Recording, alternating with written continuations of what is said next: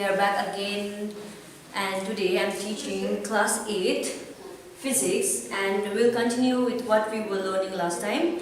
So we start with the chapter force and pressure. So we discussed about force last time. What is force? The SI unit of force. What are the causes of force? Then we discussed about moment of force. Then we discussed about pressure and the factors that pressure depends upon, and then we discussed about the examples related to it. So today we'll be further discussing about pressure, and we'll be discussing about liquid pressure. Now, what is liquid pressure? Before we discuss the liquid pressure, let me tell you that if all the three states of matter, that is solid, liquid and gases, they exert pressure.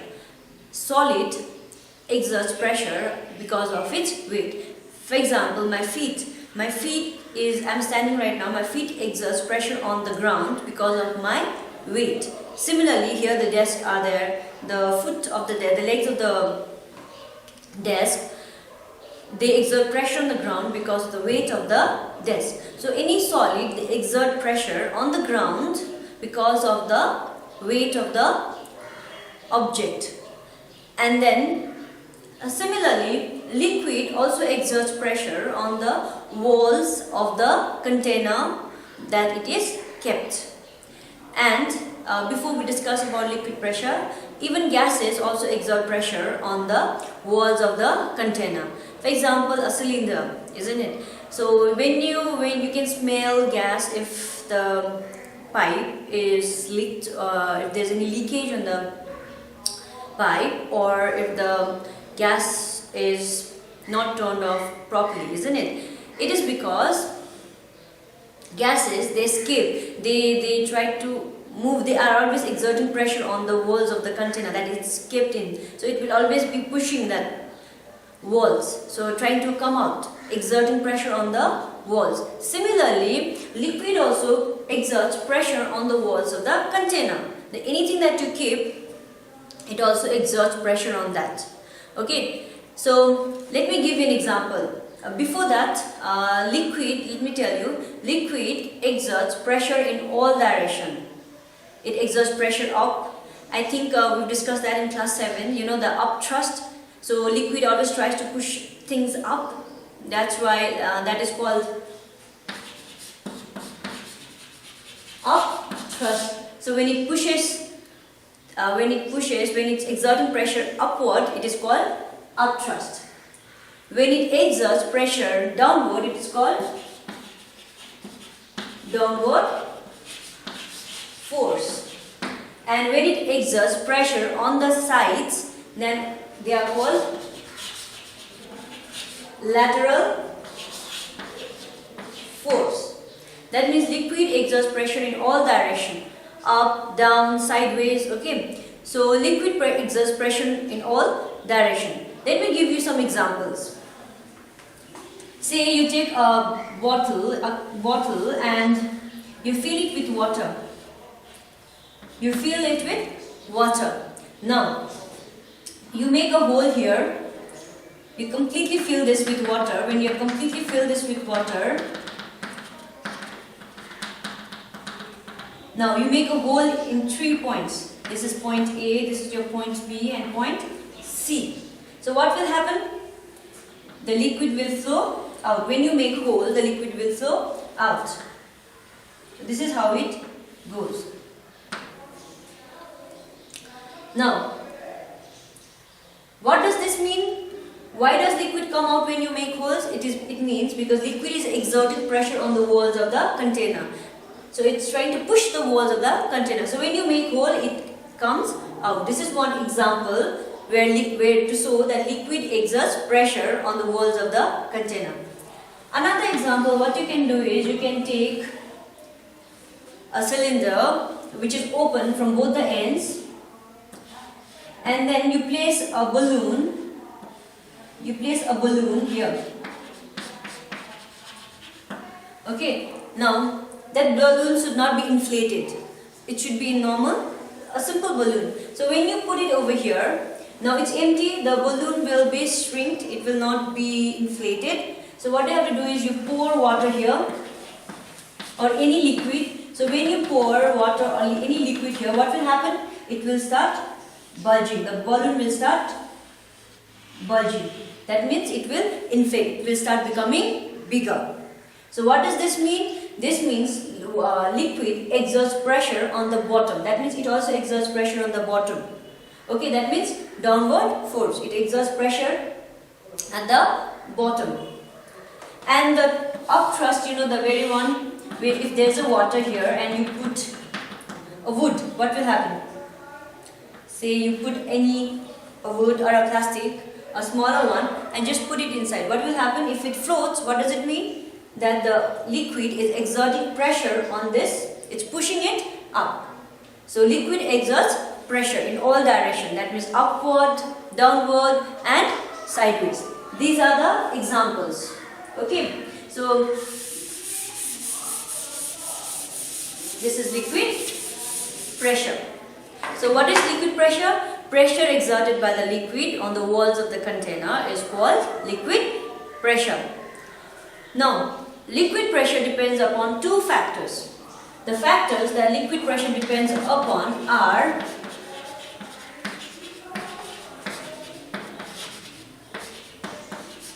the factors on which liquid pressure depends upon are: number one is your height. Number two is the density of the liquid. Now height. What do you mean by height? It means if the depth or the height, if the depth of the liquid column increases, the pressure also increases. Okay, so let me give you some examples of this. You've seen those sea divers, they wear a special swimsuit, isn't it? When they dive into the sea, right? Why do they wear special suit? So that they are not crossed under the innermost pressure of the water. Okay, as they go deeper and deeper, what is increasing? Depth is increasing. So as depth increases, what happens? As they go deeper and deeper and deeper, and what happens? The depth will continue to increase. As the depth increases, the pressure of the liquid also increases. And thus, if you are without a special suit, or if you have not wore any proper equipments to protect yourself, you might be crushed by the pressure of the water. That's why in order to be protected, they wear the special swim suits. Next is density. Density. Now, let me give you an example of density. You know what density means. We've discussed this in chapter 2, I guess. What does density means? That means the more the molecules, more the number of molecules, more denser the particle will be. So density. So if the density of an object, if a liquid, density of a liquid is more, what will happen? The pressure will also be more. For example, you take mercury and you take water. Now you know mercury is a metal in the form of liquid, and it has a density which is equivalent to 13.6, and whereas on the other hand the density of water is 1. So which means mercury is much more denser than water. So if you are to see the pressure, which one exerts more pressure on an object, that means it will be mercury, because the density of mercury is more than the density of water. So more the density, more will be its pressure, and more the height, more will be its pressure. So liquid pressure depends upon two factors. The two factors are height and density. For the height, I give you an example. Let me give you another example from our day-to-day life. Water tanks. As you see, those water tanks at home, at our houses, they are kept at a height, isn't it? Why are they kept at a height? So the pressure exerted by the liquid would be more, and the liquid would flow easily. Okay. And I gave an example of density also. You can compare milk and water as well. Milk comparatively is denser than water, isn't it? That's why water is added in a milk, not on and water is not added on milk. So these are the factors in which liquid pressure depends upon. One is height, the other is density. Now, we discussed about the examples for height as well as density. Now we'll be discussing about atmospheric pressure. You know what atmosphere is, isn't it? The blanket of air which covers the earth is called atmosphere. The layer of the air which covers the earth is called atmosphere. And the pressure exerted by the atmosphere on the surface of the earth is called atmospheric pressure. Okay. So this atmospheric pressure is it always exerts on the surface of the earth. Currently it's also exerting right now also. So it is always exerting pressure on the surface of the earth. And how much pressure does it exert? It exerts nearly 1 lakh force, that is Newton per square meter. That means in 1 square meter, how much force does the atmosphere exert on us? 1 lakh. That means on a particular area, on a certain area, the area of 1 square meter, how much force is acted by the atmosphere? How much force of atmosphere is acted on? 1 lakh Newton. But still we don't feel that pressure, isn't it? Why do we not feel that pressure? It is because the blood pressure of our body balances the atmospheric pressure, because even the blood pressure of our body is also exerting a pressure. Okay, and this blood pressure equalizes with the atmospheric pressure. In fact, the blood pressure of our body is slightly more than the atmospheric pressure.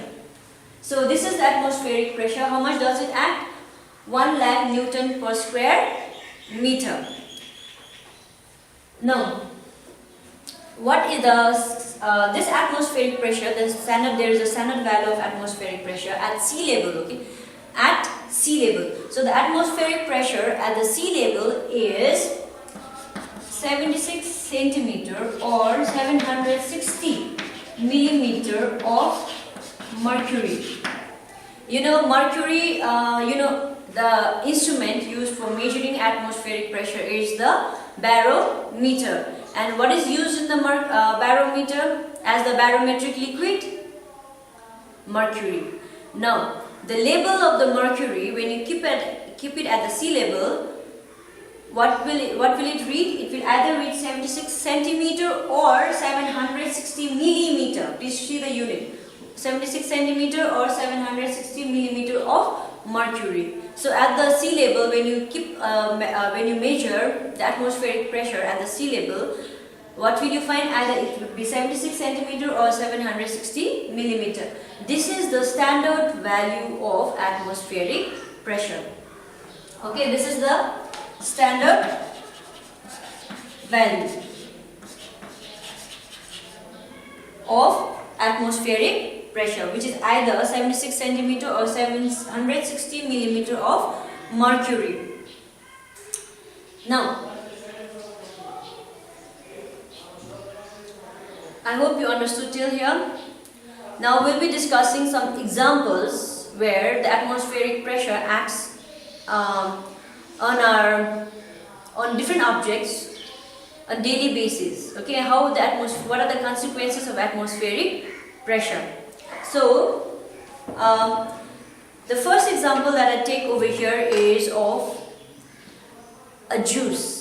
Okay, so when you have a straw, when you take a straw and when you are sipping the juice with the help of the straw, what do?